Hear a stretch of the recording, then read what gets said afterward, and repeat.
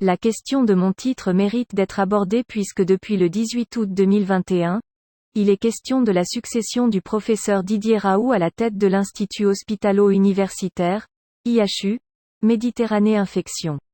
Depuis 1 an et demi, Didier Raoult, microbiologiste désormais très connu médiatiquement, a fait beaucoup de tort en disant sans prudence beaucoup trop de choses peu pertinentes, tortant à la lutte contre la pandémie de Covid-19 en France qu'à la réputation scientifique internationale du prestigieux organisme de recherche qu'il dirige. La première remarque introductive est sans doute la seule vraie réponse valable, certes banale, à la question.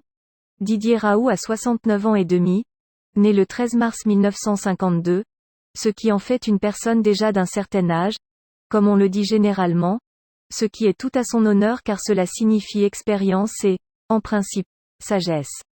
Vouloir jouer sur les deux tableaux, prendre sa retraite d'une part, le monde est ce qu'il est, le temps passe, et jouer la victime d'autre part, a évidemment un avantage médiatique.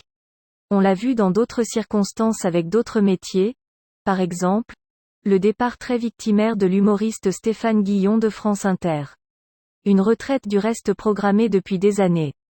Grâce à Nicolas Sarkozy, il a pu d'ailleurs poursuivre sa carrière au-delà des fatidiques 68 ans, car il a permis à tous les actifs de pouvoir travailler jusqu'à 70 ans, ce qui a coûté assez cher aux entreprises au moment de la crise de 2008.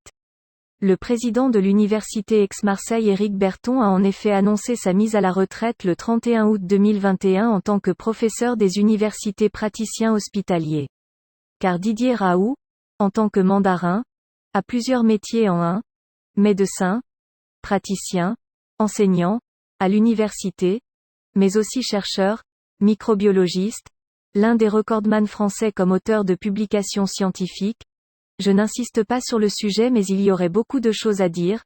Et enfin, gestionnaire d'un grand organisme public de recherche, qui est l'IHU Méditerranée Infection qu'il dirige d'une main de fer depuis sa création, en 2011.